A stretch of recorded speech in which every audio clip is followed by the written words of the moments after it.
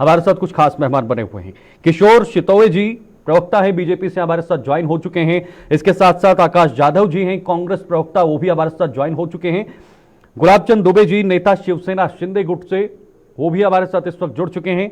संदीप कुमार जी राजनीतिक विश्लेषक थोड़ी देर में हमारे साथ जुड़ेंगे, लेकिन तब तक मैं इन तीन लोगों से, तीन मेहमानों से चर्चा शुरू करना चाहूंगा। बहुत बहुत स्वागत और बहुत बहुत शुक्रिया आपका समय देने के लिए। किशोर जी आपसे शुरुआत करेंगे। आपके चेहरे पर जो चमक दिखाई दे रही है, जो हंसी दिखाई दे रही है, उससे साफ है कि सीएम बीजेपी का ही बनेगा, लेकिन कब बनेगा और कौन बनेगा, यह बड़ा सवाल है। आप चिंता न करें शीतल जी, बहुत जल्दी आपने देखा होगा कि आकाश जाधव जी यहाँ कांग्रेस के हैं और सारा विपक्ष जो है वो चिंता में है कि कब बनेगा। अभी हमारी बहना सुषमा अंधारे जी कह रहे थे कि राज का क्या होगा वगैरह, तो शायद ये जानते नहीं है कि इन 2004 में जब इनकी सत्ता राष्ट्रवादी कांग्रेस की आई थी तब इन्होंने 15 दिन में सीएम बनाया था। 2009 में जब इनकी सत्ता आई थी ना, 14 दिन में इन्होंने मुख्यमंत्री बनाया था। हम इनका रिकॉर्ड जरूर तोड़ेंगे, इन्होंने कोई चिंता करने की जरूरत नहीं। इन्होंने चिंता करनी चाहिए कि जनता ने इनको कैसे नकारा है, उस पर इन्होंने आत्म परीक्षण करे, आत्मचिंतन करे। इसकी चिंता मुझे लगता कांग्रेस ने और विपक्षियों ने करनी चाहिए। लेकिन प्रियंका चतुर्वेदी कह रही हैं कि अब तक मुख्यमंत्री का निर्णय नहीं ले पाना जनादेश का अपमान है। इसमें अगर महाविकास आघाड़ी के साथ ऐसा होता तो गवर्नर ने अभी तक राष्ट्रपति शासन भी लगा दिया होता। ये बातें हो रही हैं। शीतल जी, प्रियंका जी हो बात ये उठती है सर, कांग्रेस हो, ये तो जनता का अपमान कर रहे हैं। किशोर जी सवाल ये उठता है कि बीजेपी अपने आप को दुनिया की सबसे बड़ी पार्टी बता रही है, दुनिया का सबसे बड़ा संगठन बता रहा है, नंबर एक। दूसरा सवाल यह है कि बीजेपी अपने आप को सबसे मैनेज पार्टी बताती है, यानी जो प्रबंधन होता है बीजेपी के अंदर वो बहुत सॉफ्ट तरीके से होता है और जल्दी होता है, विचार विमर्श हो जाता है, इतना मंथन इतना खींचतान नहीं होती है। ये तमाम चीजें आपकी तरफ से कही जाती हैं। तो प्रश्न यहां पर खड़ा होता है कि आखिर कब। मैंने कहा ना कि बहुत जल्दी इसका निर्णय होगा। आपने जैसे अपेक्षा व्यक्त की कि भाजपा एक अच्छा सुनियोजित संगठन है, अच्छा प्रबंधन करता है, तो अच्छी सरकार जनता ने ये तो आप कह रहे हैं व्यक्त करके, ये तो आपकी पार्टी के लोग कहते हैं। मैं वही मेरी पार्टी के लोग कहते हैं। मेरी महायुति जो है, इनकी जो कल हमारे पार्टी के आला कमान जो है इनके साथ दिल्ली में उनके निवास पर जो बैठक हुई, इसमें तीनों पार्टी के नेताओं ने इकट्ठा बैठकर जो निर्णय कर रहे हैं अगले 2 दिन में करेंगे। तो ये सारा मंत्रिमंडल कैसे हो, किसको कौन सी जिम्मेदारी देनी है, ये सब अच्छा प्रशासन बनाने के लिए जो एक अच्छी सरकार जनता के सामने लेके जाना है, उसके लिए समय लगता है। और वो अच्छी गुड न्यूज आपके सामने 2 दिन में आ जाएगी और बहुत अच्छे तरीके से एक सक्षम सरकार इस महाराष्ट्र राज्य की सेवा करने के लिए महायुति सरकार आपके सामने ले आएगी। किशोर जी जल्दी से जवाब चाहूंगा, फिर संदीप जी के पास जाना है। गौतम अडानी का नाम आ रहा है, वो कह रहे हैं कि गौतम अडानी ने जो फंडिंग की है उनकी वजह से मुख्यमंत्री बनाने में देरी हो रही है। विपक्ष के प्रवक्ता ने पहले एक लाइन ठहरा लेनी चाहिए कि ये जो हमारे सफलता का राज है उसके लिए इन्होंने अदानी को कोसना है या ईवीएम को कोसना है या पैसे बांटने को कोसना है। तो इनमें एक लाइन अभी फिक्स नहीं हो रही, ये बौखला गए। इनको जो जनता ने नकारा है, इनसे सहा नहीं जा रहा है कि ये कौन से लाइन पे बात करे।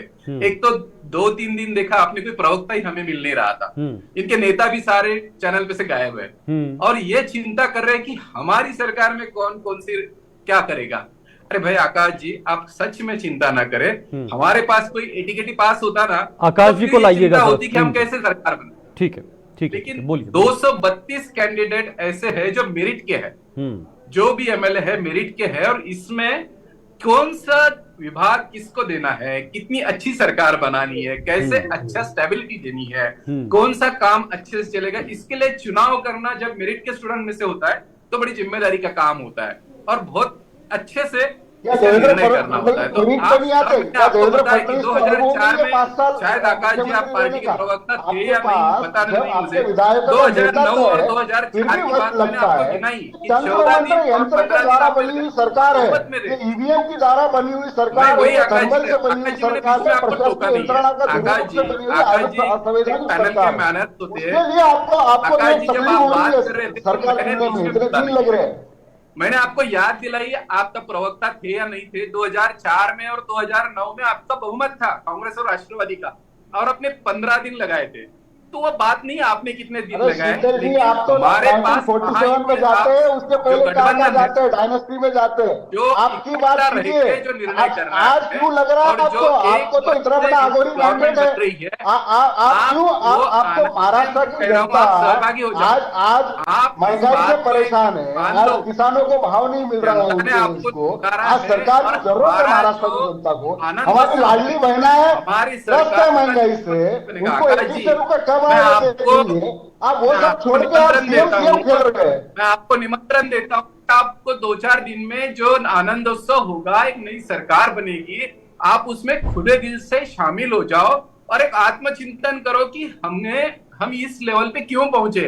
अभी आपके प्रवक्ता संजय राउत जी की बात निकली है, जैसे जनता ने आप सबको नकारा है, उसमें का बड़ा श्रेय एक संजय राउत जी को जाता है कि संजय राउत जी ने जिस तरीके से आके भारतीय संस्कृति, महाराष्ट्र की संस्कृति को ललकारा, और जिस तरीके से आकर उन्होंने रोज महाराष्ट्र के पब्लिक को इरिटेट किया है, उसमें आप सारे विपक्ष का सुपड़ा साफ करने का बहुत बड़ा श्रेय मेरे मित्र संजय राउत जी को जाता है।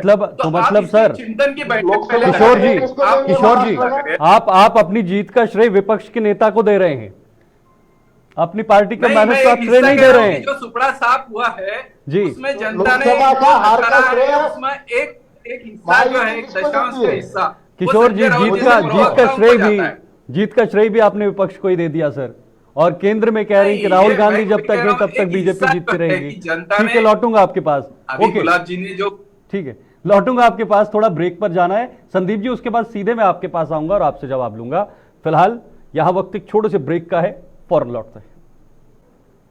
तो चलिए, ब्रेक के बाद एक बार फिर से आप सभी का बहुत बहुत स्वागत है। आप अपना पसंदीदा डिबेट शो ललकार देख रहे हैं, जिसमें आज हम बात कर रहे हैं महाराष्ट्र को लेकर और महाराष्ट्र में सीएम की चेहरे को लेकर, सीएम के मंथन को लेकर। फिलहाल चारों मेहमान आपकी टीवी स्क्रीन पर हैं। संदीप कुमार वर्मा जी के पास में सीधे जाना चाहूंगा। संदीप जी, बहुत बहुत स्वागत है, आप थोड़ा आज देर से जुड़े हैं। संदीप जी, इस पूरे मामले को, इस पूरे जो प्रकरण अभी चल रहा है 23 के बाद अभी तक जो भी हो रहा है, जो भी गतिविधि हो रही है, प्रतिदिन कोई ना कोई एक्टिविटी निकल कर आ रही है। आज भी बैठक थी, लेकिन वो बैठक बाद में रद्द कर दी गई, जो खबरें आ रही हैं। ये बताया जा रहा है कि एकनाथ शिंदे अपने घर चले गए, अपने गांव चले गए।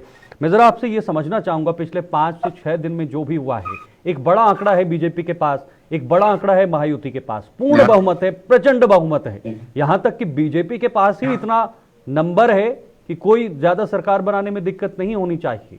135 से 137 विधायक तो बीजेपी के पास हैं अभी, 132 प्लस इनके साथ कुछ और विधायक भी जुड़े हैं।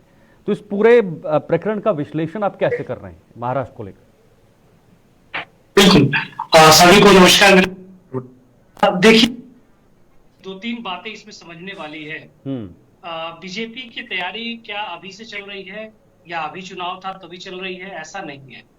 जब महायुति की सरकार बनी थी तभी से बीजेपी अपनी तैयारी करने लगी थी कि उसे अगले 2.5 साल बाद जब सरकार बनेगी तो भाजपा की बनेगी। उसके लिए विपक्ष भले ही अभी परेशान हो रहा है, लेकिन विपक्ष को परेशान होने की जरूरत नहीं, क्योंकि उनका उस हिसाब से मेहनत नहीं था। अगर वो मेहनत होता तो साथ वो नंबर में दिखता। अब ये भले ही विपक्ष जो है ईवीएम का रोना रोए, मीडिया पे सवाल खड़े करें या जो है और किसी पे सवाल खड़े करें, लेकिन पक्ष जो है काफी मेहनत किया था बीजेपी, और बीजेपी के साथ एकनाथ शिंदे और अजीत दादा ने बहुत काम किया था, और उस काम का वजूद जो है आपको रिजल्ट के भाव में दिख रहा है। आप एक चीज और भी देखिए, लाडली योजना, ये जो सक्सेस स्टोरी है, जब एमपी में लिखा गया सक्सेस स्टोरी, इसी सक्सेस स्टोरी को एकनाथ शिंदे ने भी उपयोग किया और उसका फायदा भी एकनाथ शिंदे को बहुत अच्छे से मिला। आप देखिए कि पूरा विपक्ष एक तरफ और एकनाथ शिंदे जी का लगभग जो सीट है उतने कन्वर्जन जो है उतने में ही, जितना की विपक्ष का है उतना ही उनका सीट है, लगभग उसके आसपास। तो विपक्ष को तो पहली बात अपने ऊपर सोचने की जरूरत है, विचार करने की जरूरत है, और साथ ही साथ रिसर्च और एनालिसिस करने की जरूरत है, कहाँ कमी रही। जिस तरह से संदीप जी ने बड़े धैर्य से कहा कि देवेंद्र फडणवीस ही सीएम बनेंगे, लेकिन अभी जो लड़ाई है वो पोर्टफोलियो की है कि आखिर पोर्टफोलियो कौन सा किसको दिया जाएगा। वही सिचुएशन अब शिंदे के सामने है जो देवेंद्र फडणवीस के सामने बनी हुई थी। डिप्टी सीएम का पद, एक कैबिनेट में जगह, और कैबिनेट में अगर जगह मिलेगी तो कौन सा मंत्रालय उन्हें मिलेगा, गृह मंत्रालय मिलेगा या बाकी अन्य मंत्रालय मिलेंगे। तो किस तरह से आपने ये रणनीति तैयार की है? नहीं, देखिए संदीप जी जैसे कह रहे थे वैसे एक भारतीय जनता पार्टी में एक व्यवस्था है, एक पार्लियामेंट्री बोर्ड है, और उस पार्लियामेंट्री बोर्ड के अंदर सारे मिलकर एक निर्णय होगा। और आप नेतृत्व के बारे में कहेंगे, जैसे उन्होंने देवेंद्र जी फडणवीस जी का नाम लिया, तो मैं कार्यकर्ता हूं और सच में एक आप 2014 से हमने देखा कि एक युवा मुख्यमंत्री के तौर पर देवेंद्र जी ने इस राज्य में जो शासन चलाया है वो बेहतरीन कहूंगा मैं, कि इसके पहले किसी ने नहीं चलाया, ऐसा शासन देवेंद्र जी ने चलाया था। दूसरी बात आपने कही कि मराठा या ओबीसी की बात यहाँ पे विचार की जाएगी, तो इसमें देवेंद्र जी हो या भारतीय जनता पार्टी का कोई भी कार्यकर्ता हो, इसके पहले जितने मुख्यमंत्री मराठा मुख्यमंत्री बने, जिन्होंने मराठों के लिए जो कुछ नहीं किया, वो केवल और केवल ब्राह्मण मुख्यमंत्री देवेंद्र जी फडणवीस ने किया है। और ये सारा मराठा समाज जानता है। तो ये कोई नैरेटिव सेट करने की हमें जरूरत नहीं कि मराठों को ब्राह्मण चलेगा या नहीं चलेगा। देवेंद्र जी एक पारदर्शक भारतीय जनता पार्टी का एक अनुशासन है और एक पारदर्शक सरकार देने की परंपरा है। तो जब भी भारतीय जनता पार्टी शासन देती है तो जाति, धर्म, भाषा पर कोई भेदभाव नहीं होता है। जैसे आपने लाडली बहना का काम अभी संदीप जी ने उसका बात जिक्र किया, आप देखोगे कि लाडली बहना मध्य प्रदेश, राजस्थान में जो भारतीय जनता पार्टी ने लाई, यहाँ पर भी जब लाई तो सबसे ज्यादा मेरी मुस्लिम बहनों की लाइन लगी हुई थी। किशोर जी, फिर शिंदे जी को बना दीजिए मुख्यमंत्री। तो ऐसा नहीं है, जिस तरह से सरकार ने, आपकी सरकार ने काम किया है, जिस तरह से आप कह रहे हैं कि सरकार ने काम किया है, तो फिर तो शिंदे जी को मुख्यमंत्री बनाना चाहिए आपको। नहीं, आप देखेंगे तब सरकार बनाने की जरूरत थी, तब शिंदे जी बने। अभी आपने देखी कि परसों शिंदे जी ने प्रेस कॉन्फ्रेंस ली और उन्होंने बड़े खुले दिल से बताया कि आज भाजपा के 132 कैंडिडेट यहाँ पे चुन के आए हैं, तो मेरा उसमें जो भाजपा की आला कमान, जो विश्व के नेता जिन्हें समझा जाता है, उन्हें वो अपना नेता मानते हैं, ऐसे नरेंद्र मोदी जी हो या अमित भाई शाह गृह मंत्री हो, ये जो निर्णय करेंगे वो निर्णय उन्हें मान्य है। ये बात को लेके उन्होंने भी डिक्लेयर किया है। तो अब इसके बाद पार्लियामेंट्री बोर्ड बैठेगा, वो इस सारी चीजों को मद्देनजर रखते हुए एक अच्छा निर्णय करके, हमारे यहाँ कुछ भी पार्टी में हो सकता है, तो आज वो बात तय नहीं है, लेकिन आपको बहुत अच्छी न्यूज मिलेगी और एक सक्षम व्यक्ति, सक्षम सरकार इस महाराष्ट्र राज्य की सेवा करने के लिए फिर एक बार हमें जरूर महायुति की ओर से मिलेगी। ठीक है, देना जरूरी था, प्रेस कॉन्फ्रेंस लेनी जरूरी थी, लेकिन सर सुप्रीम कोर्ट ने तो इस पे साफ कर दिया है, कर रहा है। सुप्रीम कोर्ट ने तो साफ कर दिया है, याचिका रद्द कर दी गई है, जो याचिका दी गई है।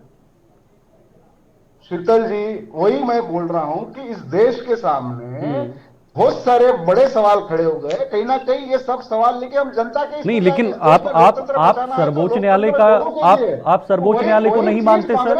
इंडिया गठबंधन करने वाली है। आप मुझे बताइए, आप सर्वोच्च न्यायालय का फैसला नहीं मानते?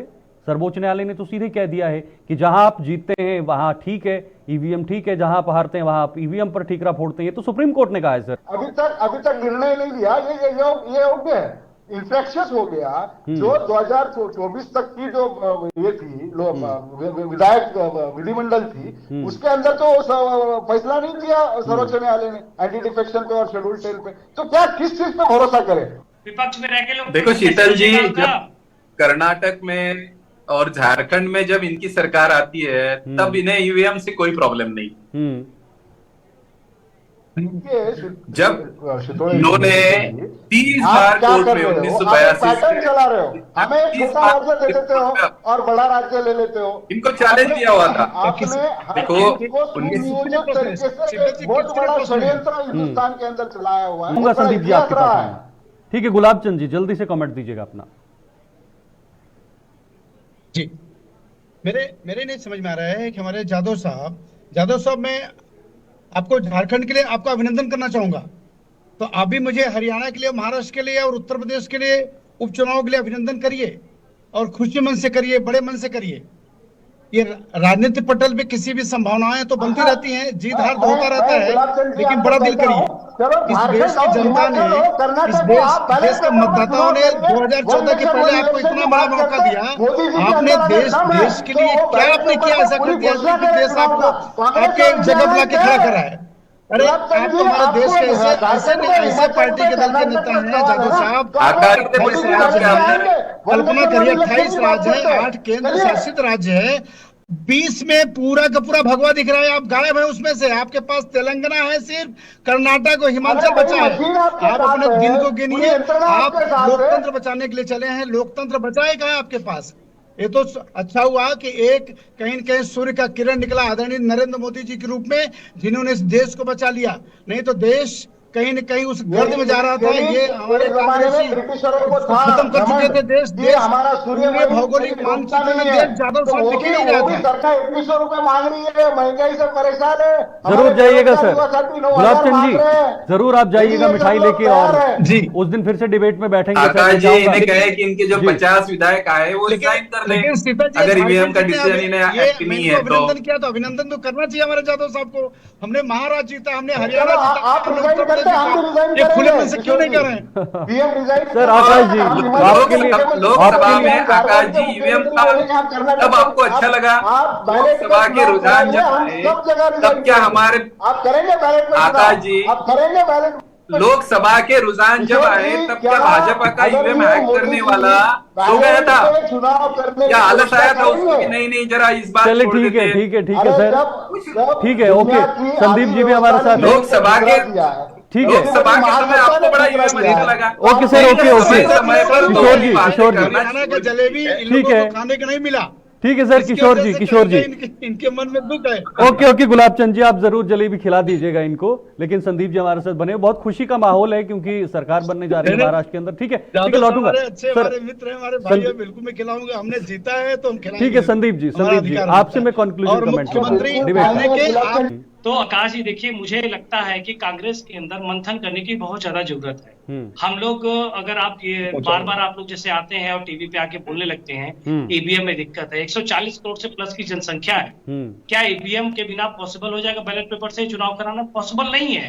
और दूसरी बात देखिए, अगर कांग्रेस का जब तक जनाधार नहीं होगा तब तक अच्छा आप नहीं कर पाएंगे, चाहे आप कुछ भी कर सकते हैं। संदीप कुमार जी, उसके पहले चुनाव नहीं हुए बैलेट पेपर पे। संदीप जी का जनसंख्या संपर्क क्या थी आप ये तो देखिए, उस टाइम पे जनसंख्या क्या थी, अब जनसंख्या क्या है? वीवीपैट की गिनती है उसको 100% कर दीजिए। आप वीवीपैट की तो गिनती करवा सकते हैं। आप 17C का ये 17A और 17C आपके कारण सुप्रीम कोर्ट ने वीवीपैट की साइड बंद कर देता आपके है। कारण सुप्रीम कोर्ट ने देखिए, पिछले एक बड़ा सवाल है, चुनाव में किशोर जी। वीवीपैट का हाँ, ऑप्शन किया ऐसे overall और बजट में करोड़ों सवाल टन खड़े कागज का पर्यावरण बिगाड़ने का आकाश जी, काम अगर आप लोगों इतना के ही कारण ईवीएम हुआ। खराब था, वो आप कभी अगर नहीं गिन ईवीएम सकते हो। हैक हो रहा था, आकाश जी अगर ईवीएम हैक हो रहा था तो बीजेपी जो 400 पार का नारा दिया था, तो फिर इनके 250 सीटें कैसे आ गई? ठीक है, बिल्कुल, बहुत बड़ा सवाल है ये लोकसभा का। ज्यादा नहीं चाहिए थी। ठीक है, ठीक है, ओके जी ठीक है, बहुत बहुत शुक्रिया आप सबका बहुत बहुत शुक्रिया। बहुत अच्छा लगा आपसे मिलकर और आपसे डिबेट करके, बहुत बहुत शुक्रिया आपका।